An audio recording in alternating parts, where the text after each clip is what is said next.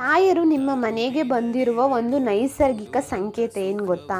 ನೀವು ರಾಯರ ಮುಂದೆ ನಿಮ್ಮ ಕಷ್ಟಗಳನ್ನೆಲ್ಲ ಹೇಳಿಕೊಂಡು ಅಳುತ್ತಾ ಕುಳಿತಿರುವಾಗ ಇದ್ದಕ್ಕಿದ್ದಂತೆ ಈ ಒಂದು ನೈಸರ್ಗಿಕ ಪವಾಡ ನಡೆದರೆ ಸ್ವತಃ ರಾಯರೇ ನಿಮ್ಮ ಮನೆಗೆ ಬಂದು ನಿಮ್ಮ ಕಣ್ಣೀರು ಒರೆಸಿದ್ದಾರೆ ಎಂದೇ ಅರ್ಥ.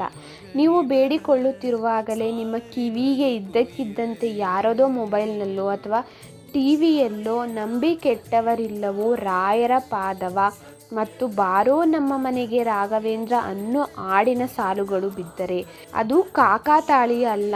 ನಿಮ್ಮ ಕಷ್ಟ ಆಲಿಸಿದ ರಾಯರು ಹಾಡಿನ ರೂಪದಲ್ಲಿ ನಿಮಗೆ ಧೈರ್ಯ ತುಂಬುತ್ತಿದ್ದಾರೆ ಅಂತಲೇ ಅರ್ಥ ಆಗುತ್ತೆ.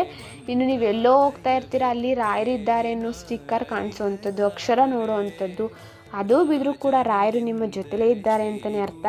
ಇನ್ನು ರಾಯರ ಆರಾಧನೆಯ ಈ ಪವಿತ್ರ ದಿನಗಳಲ್ಲಿ ನಿಮ್ಮ ಕಷ್ಟಗಳೆಲ್ಲ ಕರಗಲಿ. ಈ ತರಹದ ಅನುಭವ ನಿಮಗೂ ಆಗಿದ್ದರೆ ತಪ್ಪದೆ ಕಮೆಂಟ್ ಬಾಕ್ಸಲ್ಲಿ ಕಮೆಂಟ್ನ ಮಾಡಿ, ಶೇರ್ನ ಮಾಡಿ, ಹಾಗೆ ಓಂ ಶ್ರೀ ಗುರು ರಾಘವೇಂದ್ರಾಯ ನಮಃ ಅಂತ ಬರೆಯಿರಿ.